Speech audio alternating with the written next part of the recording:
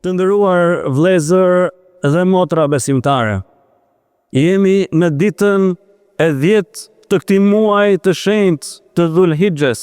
Kjo ditë e njohur si Yawmun Nahr, dita e sakrificës, dita e kurbanit, e njohur po ashtu si Yawmul Hajjil Akbar, dita e haxhit të madh, për shkak të ritualeve të rëndësishme që haxhit bëjnë në këtë ditë, duke nisur me hedhjen e gurve, me prerjen e kurbanit, me qethjen e flokëve apo ruajtjen e kokës, me tavafin përreth Ka'bes dhe me ecjen ndërmjet kodrave Safa wal Marwa. Kjo ditë feste, ditë bajrami, të cilën na e dhuroi Allahu Xhelleshanhu, që na i gëzoi zemrat tona, na i gëzoi familjet tona, na i pastroi zemrat tona dhe na mundsoi edhe një herë që ta ripërtërim, ta rinovojmë besimin dhe fjalën që i kemi dhënë Zotit të madhëruar.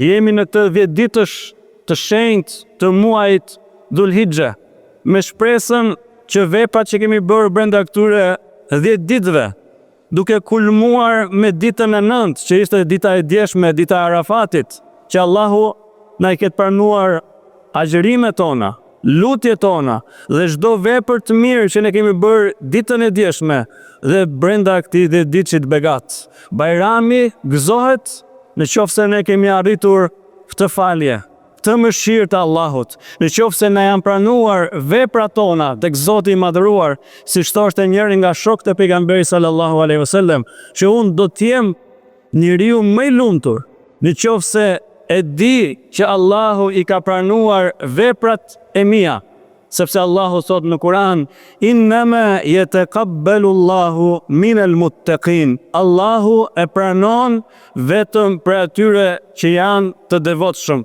vetëm për atyre që përpiqen t'i ruajnë, t'i respektojnë kufit e Allahu Xhelleshanhu. Kjo ditë bajrami merr një vlerë të jashtëzakonshme për shkak të ritualit të haxhit, për shkak të këtij haxhi, këtij pelegrinazhi që bëjnë besimtarët anë kënd botës, në vendet e shenjta.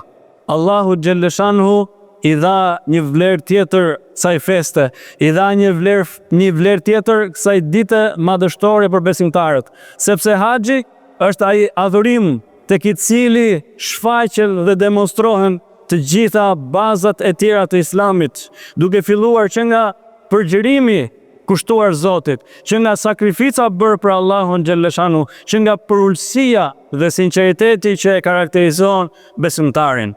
Por çfarë mund të përfitojmë ne nga ky adhurim madhështor i haxhit, teksa shohim besimtarët të veshur me ihramet e tyre në vendet e shenjta? Çfarë mësimesh mund të marrim ne nga ky adhurim, nga kjo bazë, nga kjo shtyllë e Islamit?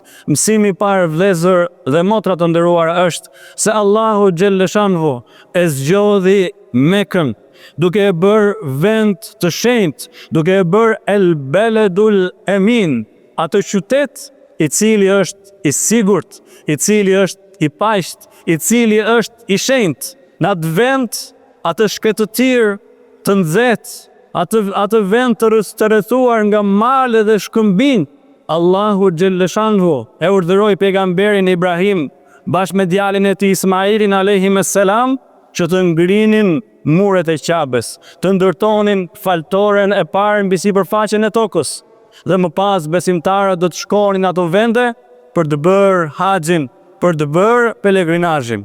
Kur Ibrahimi alayhis salam e la familjen e tij në atë shkretëtir, gruaja bashortja e tij Hajar tha: "Idhen len yudayyi'ana." Nëse ky është urdhër i Allahut që ti të na lësh në këtë vend, edhe pse është i shkret, edhe pse nuk banon asnjë njeri, edhe pse nuk ka ujë, nuk ka asnjë lloj ushqimi, atëherë ne jemi të bindur, të vendosur që Allahu nuk ka për të na braktisur kurrë. Haxhi ka një mësim për mbështetjen tek Zoti i gjithësisë. E nëse besimtari dhe besimtarja i mbështeten Allahut, atëherë Allahu do të ndryshojë çdo gjë për ne. Ashtu siç e ndryshoi Mekën për familjen e Ibrahimit alayhis salam, nga një vend i shkret e bërë një vend begat Zoti i gjithësisë. nga një vend që nuk kishte ujë, nuk kishte jetë, Allahu dhuroi në këmbët e Ismailit a.s.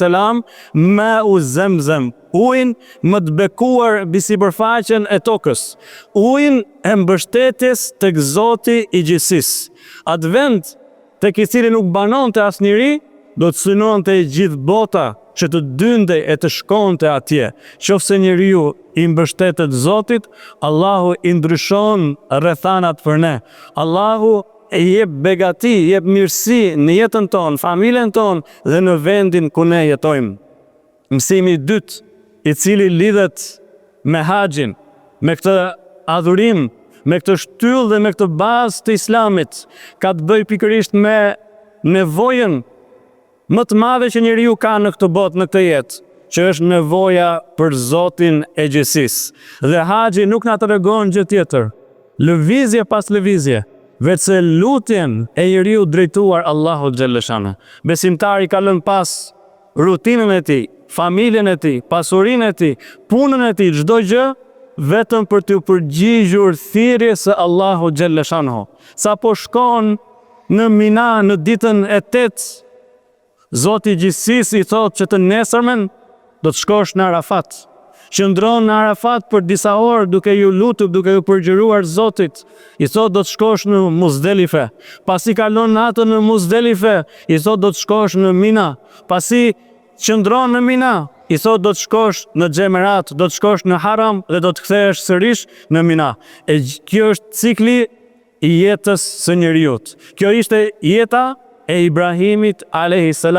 Zoti i gjithësisë dëshiron që rutinat mos jetë çdo gjë për ne, por ne ta kemi zemër të lidhur vetëm me Allahun xhalleshano. Dhe kur ai na urdhëron për diçka, ne t'i bindemi dhe t'i nënshtrohemi atij ashtu siç bëjnë haxhint në vendet e shenjta.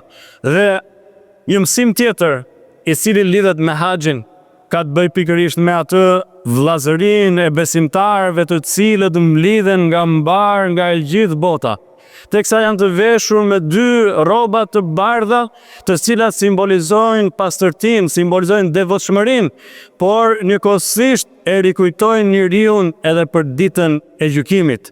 Allahu u tregon atje të gjithë njerëzve, të gjithë besimtarëve, që jeni të barabartë përpara krijuesit tuaj, dhe më i miri nga ju është ai që është më i devotshëm. Nuk është ai që i përket një kombi të caktuar, që i përket një race të caktuar, që i përket një shtrese sociale të caktuar, por është ai që është më i devotshëm, është ai që i ruan kufit e Allahut xhalleshano. Dhe ditët e tjera në Mina kalojnë dhe besimtarët veshin rrobat e tyre normale, sipas kulturave, traditave, vendeve nga ata të cilat vinë. Dhe Zoti i gjithësisë thotë: o ju njerëz, ju kemi krijuar nga një mashkull dhe nga një femër.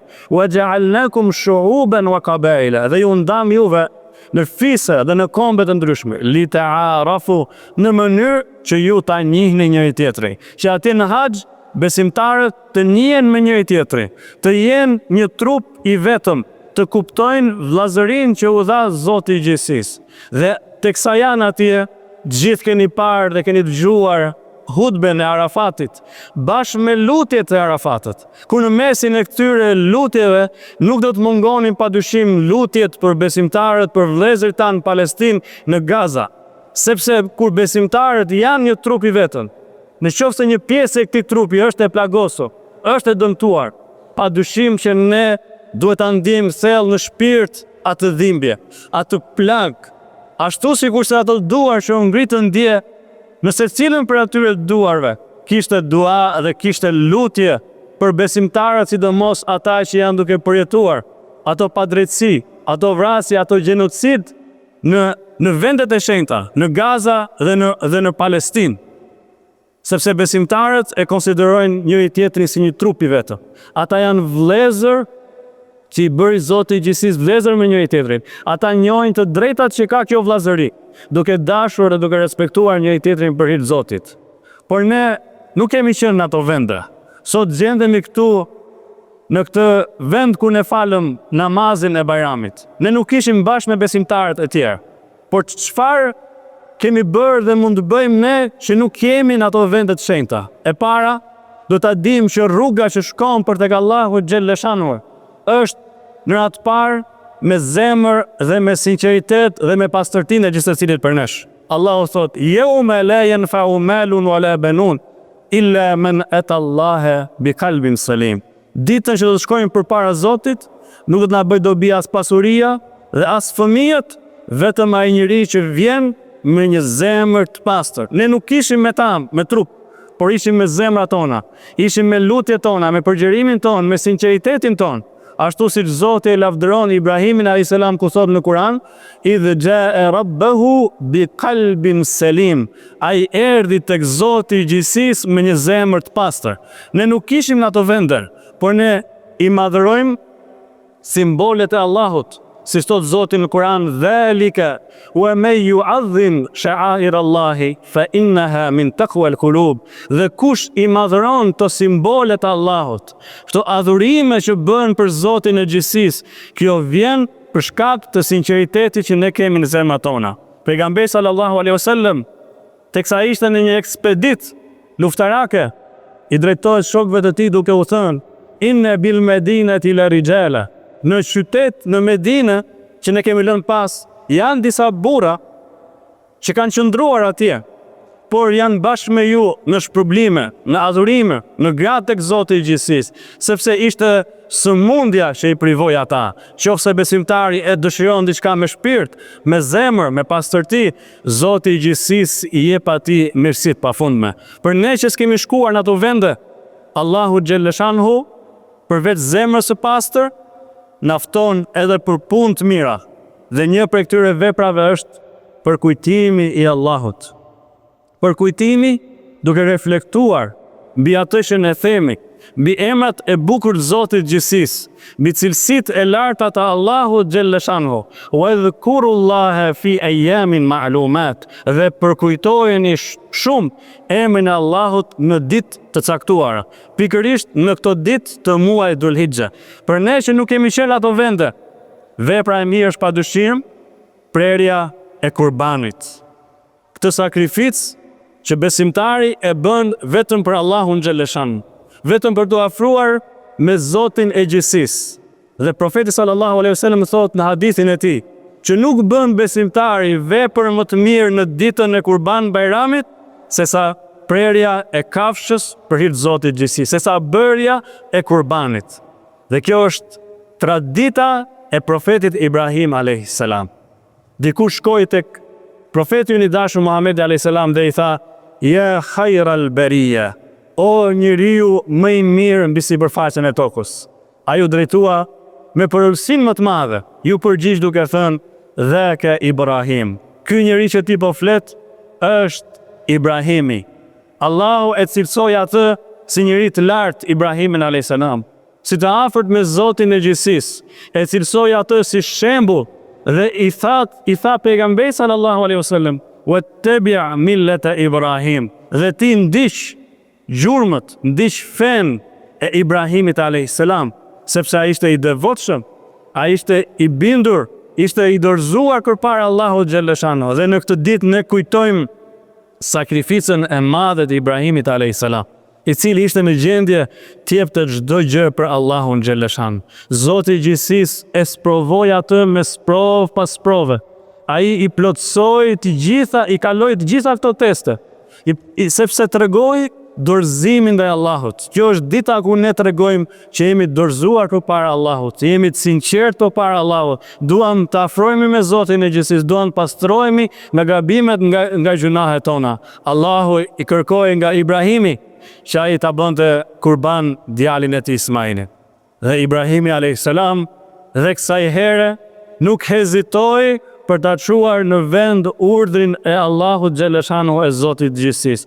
Allahu nuk kërkon për nesh një sakrificë të tillë. Ka kërkuar shumë herë më pak për ne si besimtar të thjesht.